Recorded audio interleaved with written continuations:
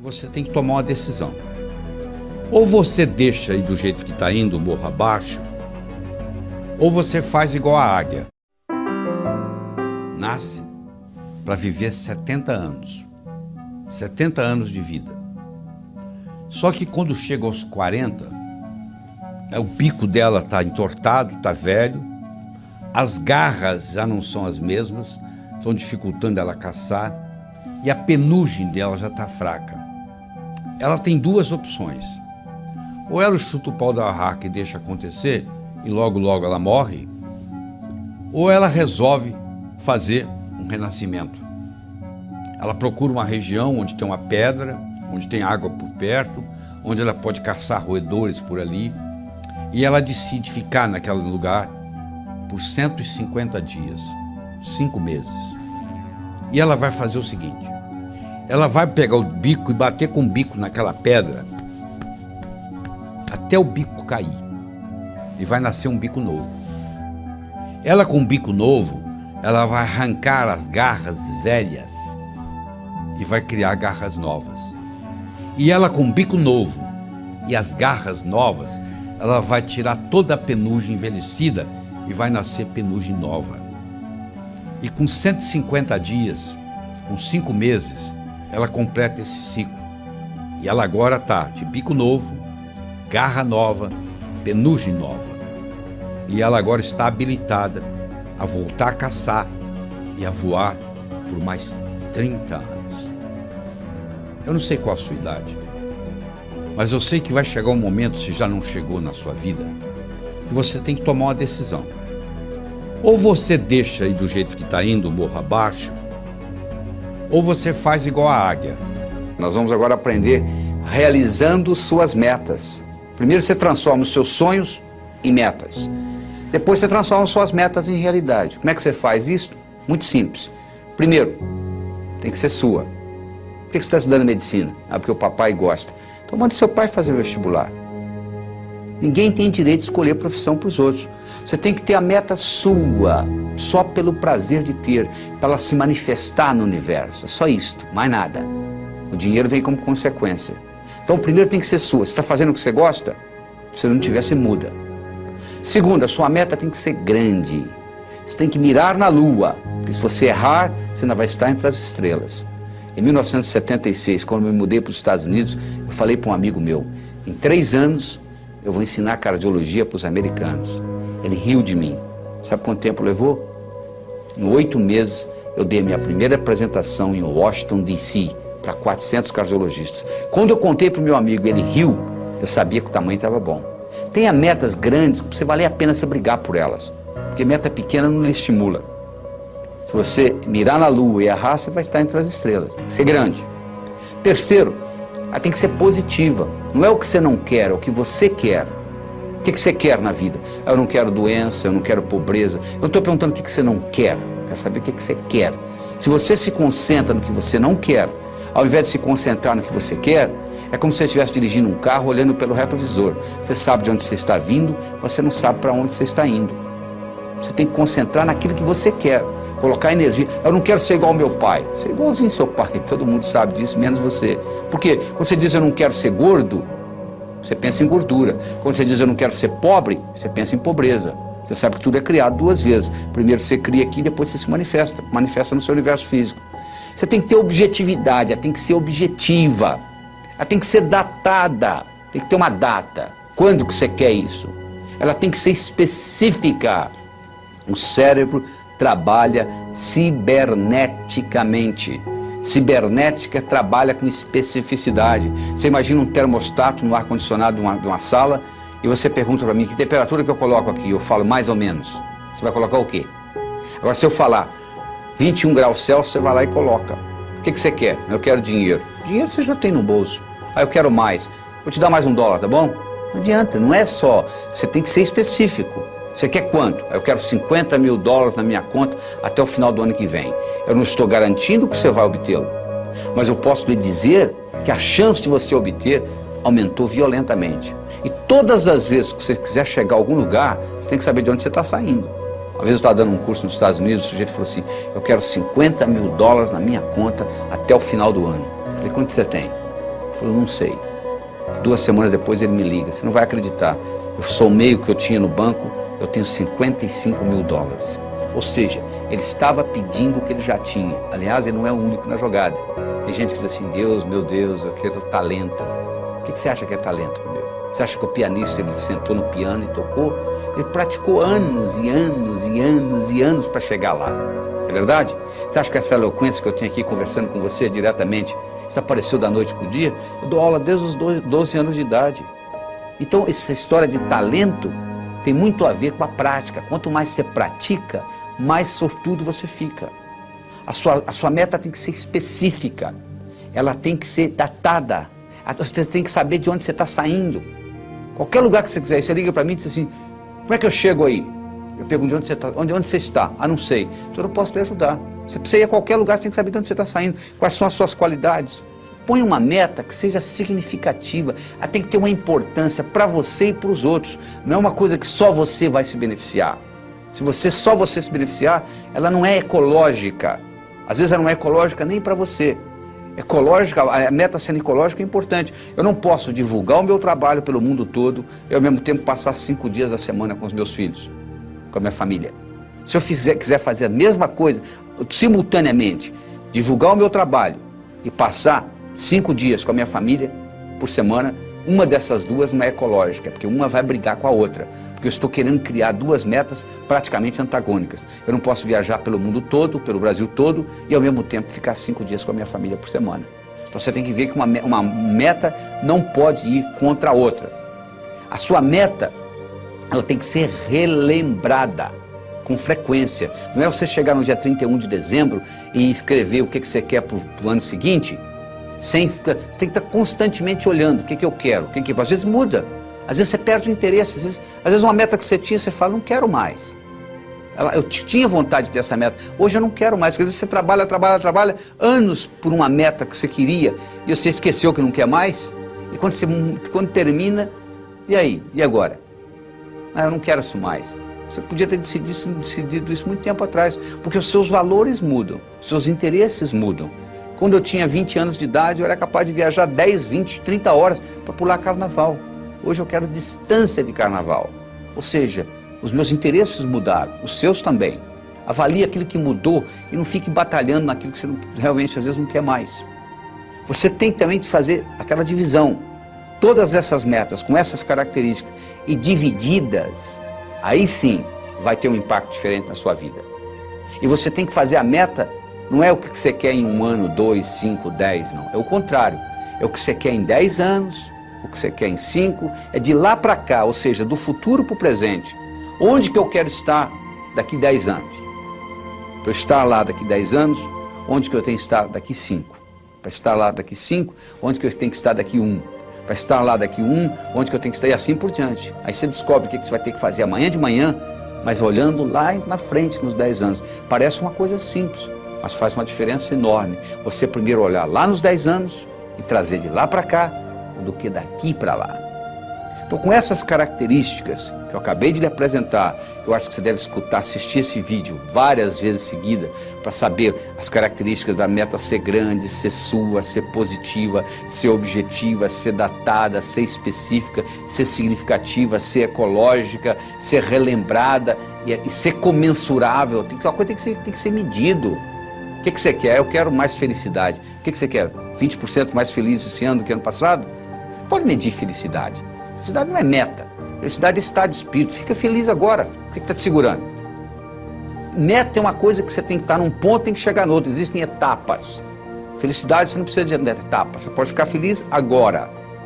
Então meta é coisa comensurável. Você pode medir. Eu quero isso, eu quero aquilo, eu quero tanto no banco. E isso tudo tem que ser relembrado com frequência. No momento que você começa a trabalhar com tudo isto, e eu criei um mnemônico chamado Pode-se Crer, que ajuda você a relembrar todos esses tópicos que nós acabamos de discutir. Quando você começa a trabalhar com isto, e na hora que você escreve a sua meta, você leva em consideração todos esses pontos, o que vai acontecer é que as suas metas vão se manifestar numa velocidade enorme. Você quer um carro? Tá bom. Que marca? Que cor? Como que é o painel? Como que é o estufamento? E etc. No momento que você começa com mais detalhes, no processo cibernético isso se manifesta de uma forma diferente. O bolo do sucesso, onde eu escolhi 6 ingredientes. O primeiro é você ter uma boa autoestima. O número 1 é você. Primeiro você cuida de você. Você já viu no avião? Lá vem a aeromoça lá e fala assim, ó, se por um acaso cair a concentração de oxigênio na cabine, vai cair uma máscara. Se você está com uma criança, você faz o seguinte, você primeiro põe em você, para depois cuidar da criança. Ou seja, let me be a better me for me, and I'll be a better me for you. Deixa eu ser uma pessoa melhor para mim, eu serei uma pessoa melhor para você.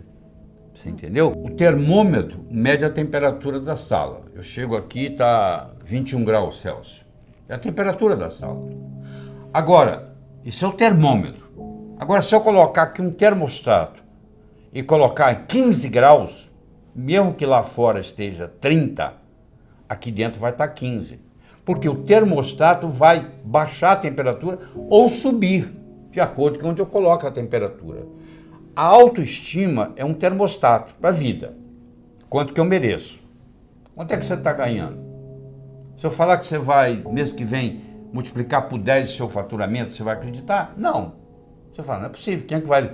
Se ganho um mês que vem eu vou ganhar 10? Eu sei, mas por que você está ganhando 1 e o seu amigo está ganhando 4? Fazendo a mesma coisa. Com o mesmo talento. Pode ser que ele tenha um marketing melhor do que o seu, pode. Mas pode ser também que ele tenha um termostato de autoestima melhor do que o seu. Então, o que você merece é o que você tem. O merecimento que você acha que você vale está expresso aí na sua conta bancária, no carro que você dirige, na casa que você mora, na família que você tem. Está aí, é só você olhar. Se você quiser mais, você tem que sentir merecedor de mais. E para sentir merecedor demais, escuta, você tem que subir a sua autoestima. A segunda é a sua capacidade de se comunicar, que é fundamental, principalmente no mundo de hoje, onde a comunicação é talvez o mais importante de tudo, o sucesso. Eu posso ter 2 indivíduos que têm QI de 145, quase gênio. Um está muito bem na vida e o outro está desempregado do quarto Jack. Você vai ver a diferença, um se comunica bem, e o outro não dá nem bom dia para o vizinho. Então, no momento que você melhora a sua capacidade de se comunicar, você passa a valer mais no mercado. Essa é a realidade. Terceiro, é a sua capacidade de estabelecer objetivos, criar estratégia. Em 1953, eles pegaram todos os formandos da Universidade de Harvard e perguntaram para eles assim, o que você vai fazer nos próximos 6 meses, próximo ano, próximos 5 anos, próximos 10 anos, próximos 15 anos, próximos 20 anos. A grande maioria, como acontece aqui no Brasil, não tinha nada por escrito. Não tinha nada, não tinha nenhum... Ah, não sei, eu vou ver o que vai acontecer. Eu vou deixar a vida me levar, né?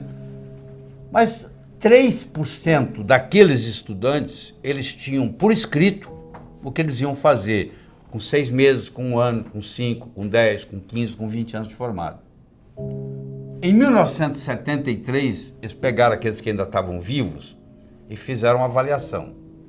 Então, aquele grupo que tinha por escrito era 3%. Valia mais do que os 97% junto em todos os aspectos. Então, eles viram se a inteligência era diferente? Não. O background familiar era diferente? Não. Tudo era igual. As notas que tirava na escola, a única diferença que fazia diferença é que eles tinham por escrito. Então, os nossos, por isso que a empresa multinacional, ela pega os objetivos do ano que vem e coloca até setembro por escrito. Tem que estar ali no papel. Aqui tem que ser recordado com frequência. Você tem que colocar ali e você tem que datar. Como é que você transforma um sonho em uma meta? Você coloca uma data. Tudo aquilo que você colocou na categoria de algum dia não vai acontecer. O cérebro fala, tá bom, o dia que algum dia chegar, você vai no calendário, onde é que está algum dia? Não está lá. Não tem no calendário, não existe. Então eu tenho que ter metas a curto, a médio, a longo prazo. Tem que ter os 3 tipos de metas. Eu tenho que ter elas por escrito. E eu tenho que descobrir qual é a finalidade de vida que está por trás dessas metas. Porque a finalidade de vida, ela te dá ela te valoriza a sua meta. Vou dar um exemplo. Você imagina uma bolinha que eu jogo para você, você joga para mim, eu jogo para você, você joga para mim, eu jogo para você, você joga para mim. Começou a ficar cansativo, né? Mas se eu chamasse de tênis, mudou, né? Milhões de dólares por trás.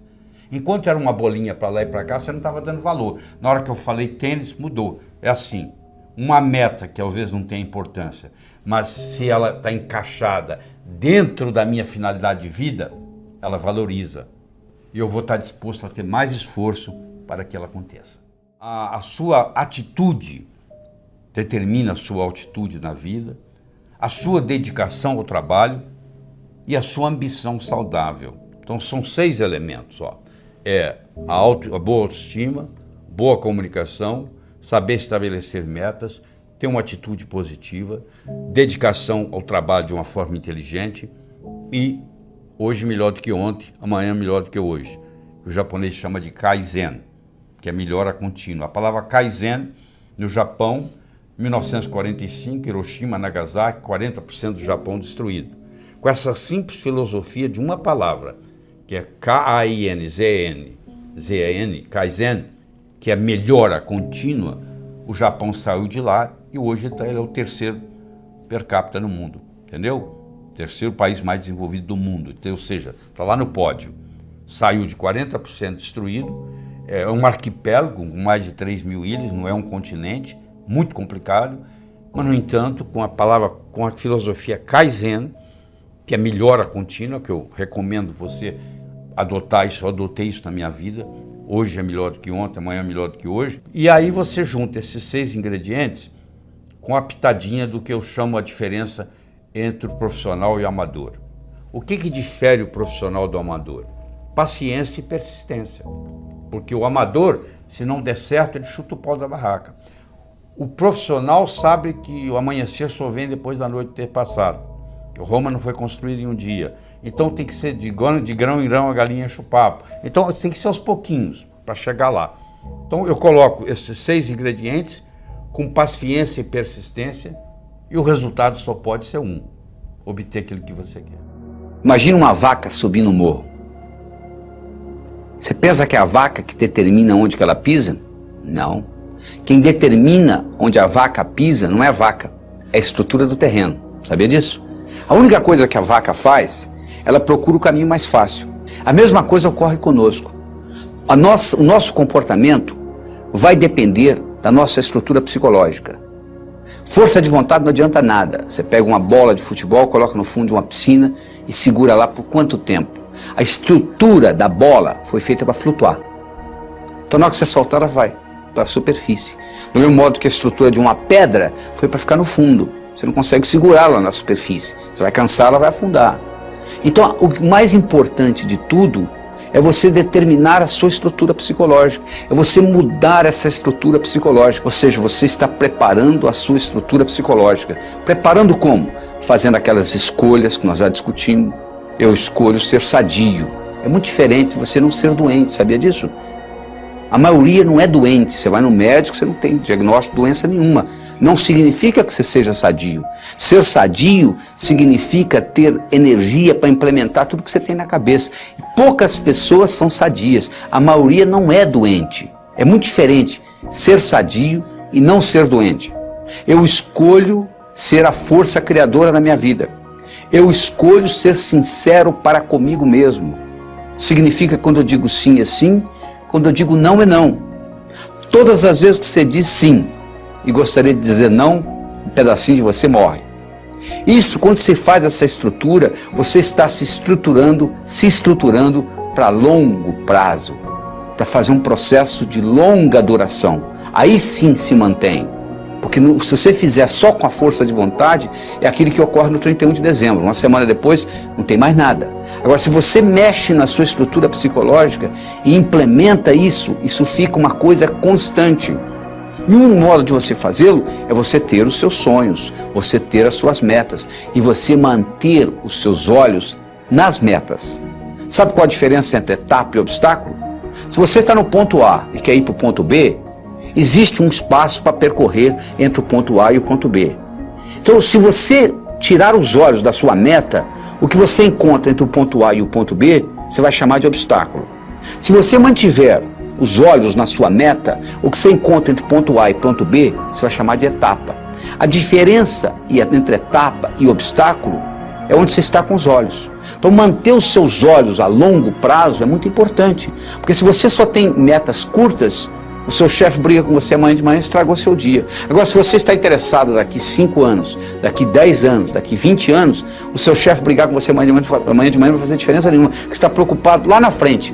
É muito importante você ter essa visão a longo prazo e manter o seu olho na meta, que com isso o que era obstáculo vira etapa. Mas ao mesmo tempo, você tem que saber dividir as suas metas. Porque se eu te der um salame para você comer, sem cortá-lo, você provavelmente não vai gostar, mesmo que você goste de salame. Mas se você for cortando fatia por fatia, e conversando e tomando uma cerveja, um refrigerante, você acaba comendo metade do salame sem sentir, não é verdade? O mesmo ocorre. Tem gente que diz assim, poxa, eu vou escrever um livro, é demais. Escreva um capítulo. Ah, demais.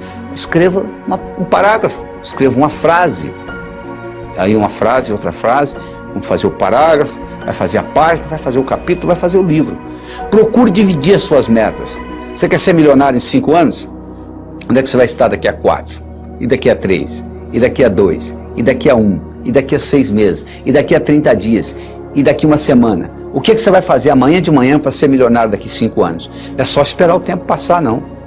O bonito é que quando você divide isto, o que você tem que fazer amanhã de manhã, diferente do que você teria que fazer se não tivesse essa meta, não vai ser quase nada. Porque a meta vai sendo diluída.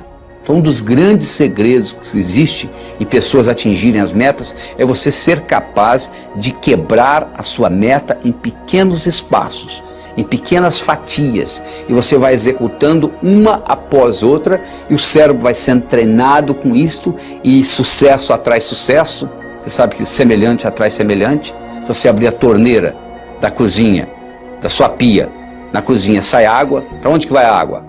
Para o esgoto. E o esgoto? Vai para o rio. E o rio vai para o mar. A água vai para a água, não é verdade? Para onde que vai o ódio? Para quem tem ódio. E amor? Para quem tem amor. E dinheiro? Vai para o pobre? Não, para quem tem dinheiro. E sucesso? Vai para onde? Para quem tem sucesso. Então esses pequenos sucessos vão atraindo mais sucesso na sua vida.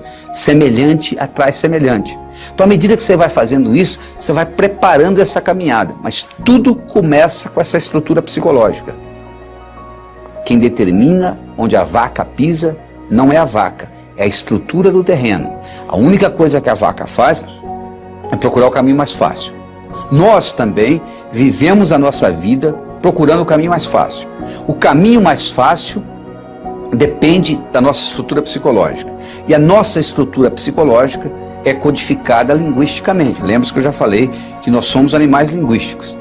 Então o melhor jeito de você se preparar para mudanças é você recodificar essa sua estrutura psicológica e fazer natural aquilo. Se você tem uma estrutura psicológica de levantar às 5 da manhã, se eu pedir para você ficar na cama até o meio-dia, é um martírio, não é verdade? Se você tem uma estrutura psicológica de levantar ao meio-dia, se eu pedir para você levantar às 5 da manhã, vai ser um martírio. Para os dois. Porque o que determina um caminho mais fácil é a estrutura. Se a minha estrutura psicológica é de levantar às 6 da manhã, se eu ficar até às 8 na cama, eu vou ficar chateado. Agora, se eu tenho a estrutura psicológica de levantar às 6, não vai ser problema nenhum. Não será sacrifício, porque eu estou procurando o meu caminho mais fácil. Então, o que eu quero que você determine para você é o seguinte: qual é o seu caminho mais fácil? Quero que você determine para você quais são as suas metas a longo prazo, em termos de saúde, em termos de finanças, em termos de amizade, em termos de família. Daqui 5, daqui 10, daqui 15, daqui 20 anos. Porque você tem que saber quais são essas metas, para você manter o olho lá, para os seus obstáculos deixarem de serem obstáculos e se tornarem etapas. E lembre-se de dividir para somar. Ou seja, você quebra as suas metas em pequenos pedacinhos e com isso fica mais fácil a digestão. Com isso fica mais fácil você atingir uma por uma dessas metas. É a história do Coronel Sanders. Sanders tinha um apelido de coronel. Coronel Sanders. Coronel Sanders tinha um restaurante na beira de uma estrada. E os caminhoneiros passavam e paravam lá para comer a comida do Coronel Sanders. que ele era um bom chefe de cozinha. Especialmente, ele tinha uma receita que ele tinha ganho da avó dele, que era uma receita de galinha frita. Então, ele era famoso, o restaurante era famoso por causa da receita da avó do Coronel Sanders. O governo de Kentucky resolveu mudar a direção da estrada. E o seu restaurante, que era um restaurante de beira de estrada, deixou de ser de beira de estrada. E ele, com 65 anos de idade, ele resolveu, não tinha cliente, ninguém ia sair da rota para ir lá visitar o restaurante dele. Ele ficou sem cliente, como muitos restaurantes estão hoje, sem clientes. E aí, o que aconteceu? Ele pediu aposentadoria. 65 anos, tinha direito ao Social Security, pediu aposentadoria. Quando chegou o primeiro cheque de aposentadoria dele, ele mostrou para a mulher dele e falou assim: como é que nós vamos viver nisso? Não pode ficar assim. A única coisa que o Coronel Sanders tinha era uma receita de galinha frita que ele ganhou da avó. Ele pegou aquela receita de galinha frita, ele visitou 21 restaurantes. Olha, eu tenho essa receita, eu tinha um restaurante na beira da estrada, ele deixou de ser na beira da estrada, entendeu? Eu quebrei, eu tive que me aposentar. Você não quer? Eu posso fazer aqui, a gente pode fazer uma parceria. Ninguém se interessou. Até que, finalmente, a persistência dele, o universo conspira a favor, chegou a hora. Ele chegou num deles e o indivíduo gostou da ideia. E falou assim: podemos fazer uma parceria. E a parceria começou. E aí foi fundado o Kentucky Fried Chicken. O Kentucky Fried Chicken, hoje, tem mais de 25 mil lojas. O Kentucky Fried Chicken domina o mercado de frango no Japão. E os importadores de frango do Brasil para o Japão, que o Japão é o maior importador de frango do Brasil, eles vendem principalmente para o Kentucky Fried Chicken. Então, o Coronel Sanders indiretamente está ajudando o Brasil. Agora eu lhe pergunto, um cara com 65 anos de idade, com um cheque de aposentadoria do Social Security, a única coisa que ele tinha com ele era uma receita de galinha frita. E ele consegue mudar o mercado de frango no mundo. Você está esperando o quê? Era uma vez, numa pequena ilha da Grécia, havia um sábio famosíssimo. Famoso porque, até aquele dia, todas as perguntas feitas a ele soube responder. E a fama dele transcendeu a Grécia. Vinha gente de longe. Mas um dia, um adolescente, conversando com um amigo dele adolescente, disse: eu acho que eu sei como é que eu vou enganar esse sábio. Eu vou pegar um pequeno passarinho, vou esconder nas minhas mãos, vou levar para ele e vou perguntar se está vivo ou morto. Se ele falar vivo, eu vou espremer e deixar cair morto nos pés dele. Se ele falar morto, eu vou abrir a mão, vou deixar o passarinho voar. Interessa que ele responder, dessa vez ele vai errar. Mas você imagina, o adolescente pegou o pequeno passarinho, colocou nas mãos, foi até o sábio, olhou para o sábio no olho e disse assim: sábio, diga-me, o passarinho nas minhas mãos está vivo ou morto? O sábio olhou para ele e disse: meu jovem, a resposta está nas suas mãos. Você que está aí, eu quero que você saiba que o seu sucesso, tanto pessoal quanto profissional, esteve, está e sempre estará nas suas mãos. Você não faz um bolo só com farinha, nem só com manteiga, nem só com ovos. Você precisa de vários ingredientes. O bolo da vida necessita vários ingredientes. E um desses ingredientes é o diálogo.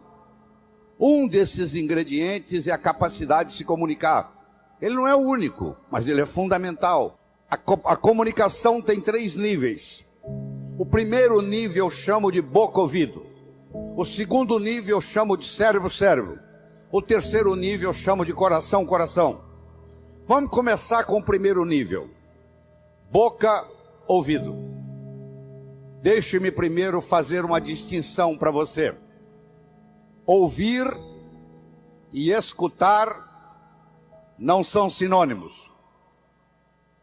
Você ouve com o ouvido, você escuta com o cérebro. Você já foi alguma vez num restaurante e pediu ao garçom para lhe trazer uma água com gás e ele lhe trouxe uma água sem gás? Ou você fez uma solicitação e ele lhe trouxe outra? Aquele garçom, naquele momento que ele recebeu o seu pedido, ele estava operando no nível 1. No nível 1 ninguém é promovido. No nível 1 você não conquista as pessoas. No nível 1 você não vai para frente na vida. Não interessa a nota que você tirou na escola, isso não faz diferença, porque a escola lhe passa informação. A vida lhe exige competência de ação. O que cai na prova não cai na vida. Se você observar na sua cidade, você vai encontrar indivíduos que eram CDFs, que eram estudantes brilhantes, e hoje são pessoas que estão perdidas na vida. E você vai encontrar também pessoas que eram estudantes medíocres, e hoje são excelentes empresários, estão contribuindo para o bem-estar da comunidade. Por que isso? Porque esses segundos, eles sabem dialogar com o mundo, eles sabem dialogar com a sociedade, eles aprenderam, talvez até intuitivamente, o poder da comunicação.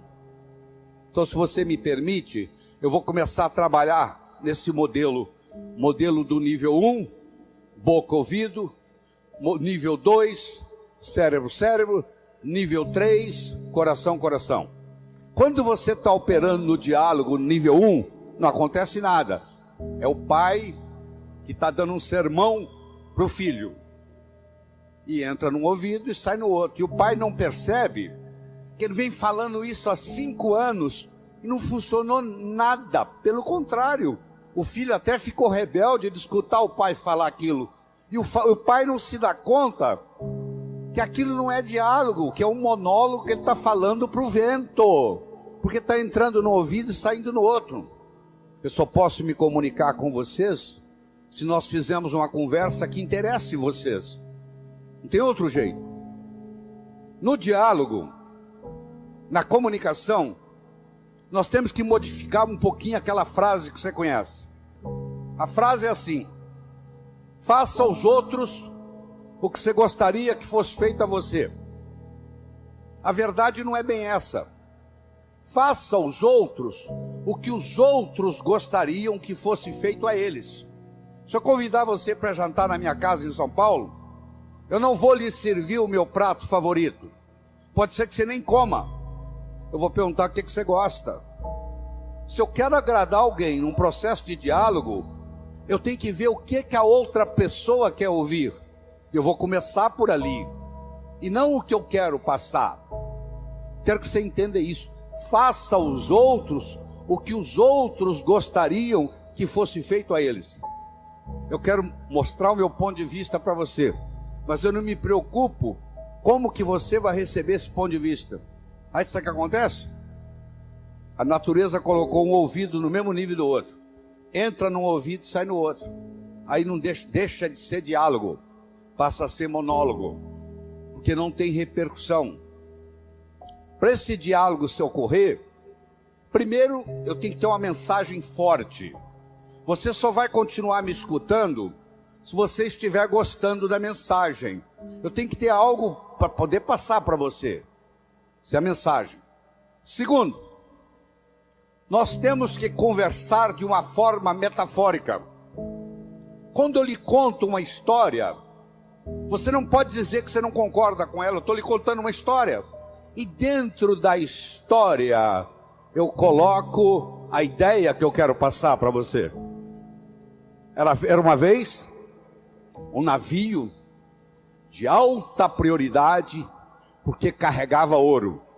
E de repente o motor desse navio enguiçou. E o dono do navio disse: para. Traga aqui o melhor mecânico da região. Eles trouxeram. Ele trabalhou um dia inteiro, não conseguiu consertar o motor. Ele disse: para. Traga aqui o melhor engenheiro mecânico do país mais próximo. Eles trouxeram.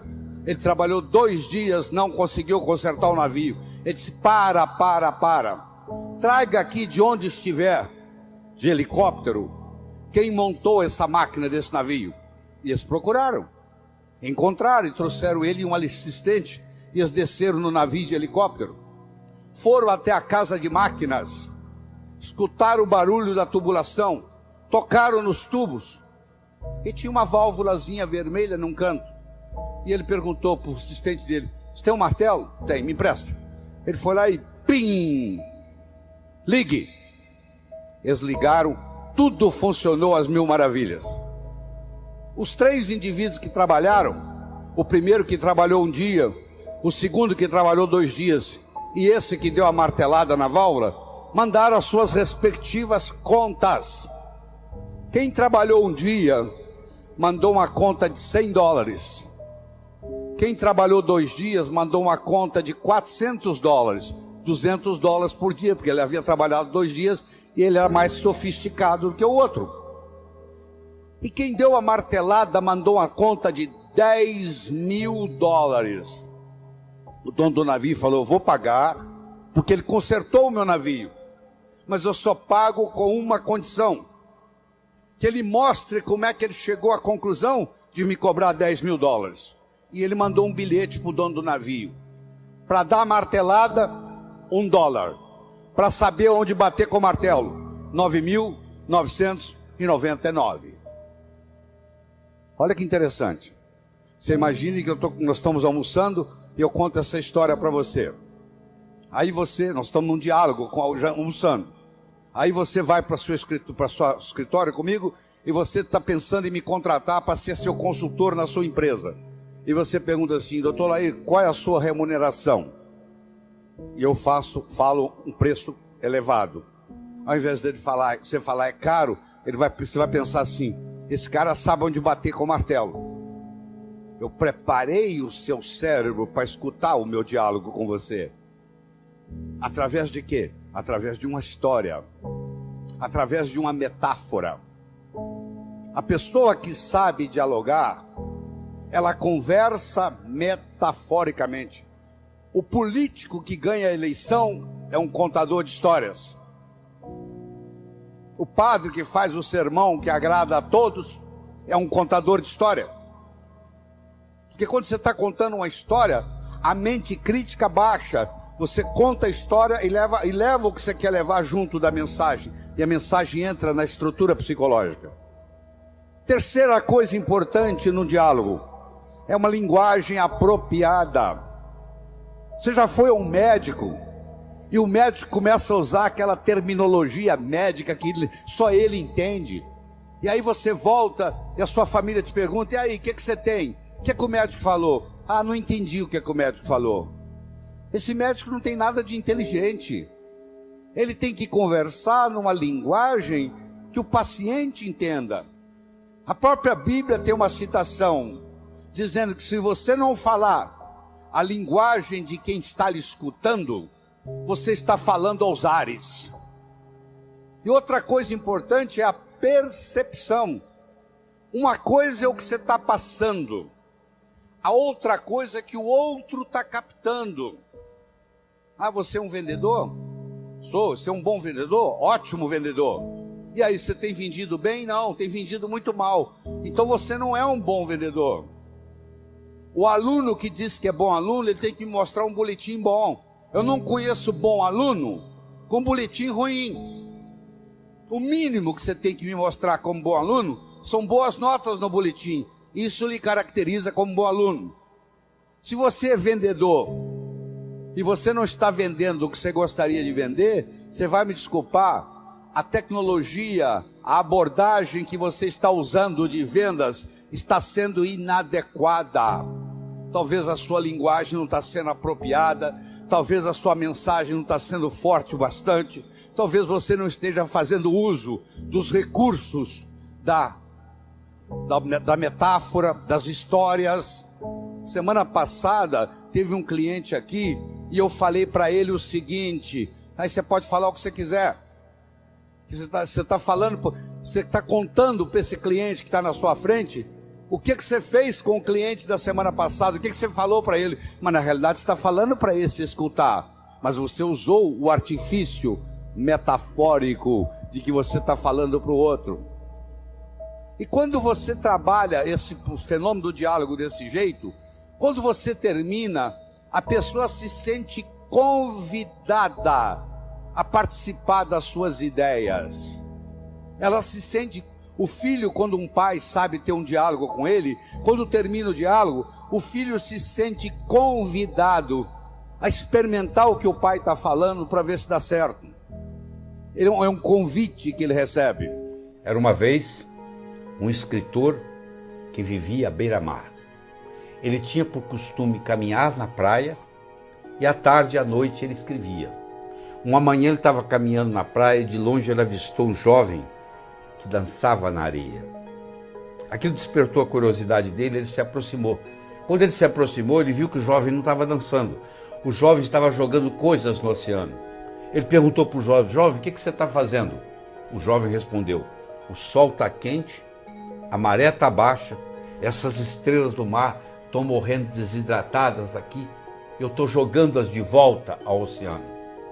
Aí o escritor olhou para o jovem e disse: jovem, será que você não entende? Existem centenas e centenas e centenas de quilômetros de praia, centenas de milhares de estrelas do mar na areia. Você jogar uma ou outra de volta no oceano, no total não vai fazer diferença nenhuma. O jovem pegou uma estrela do mar, jogou no oceano, olhou para o escritor e disse: para essa eu fiz diferença. O escritor foi para casa. Naquela tarde ele não conseguiu escrever. Naquela noite ele não conseguiu dormir. Na manhã seguinte ele levantou-se, juntou o jovem e os dois juntos começaram a jogar estrelas do mar de volta ao oceano. Eu estou conversando com vocês quase 30 minutos. Eu não sei qual impacto essa conversa vai ter. Se vai entrar no ouvido, se vai sair no outro, se você achar que eu estou errado, etc. Mas eu vou dizer uma coisa: se fez diferença para um de vocês, já valeu a pena.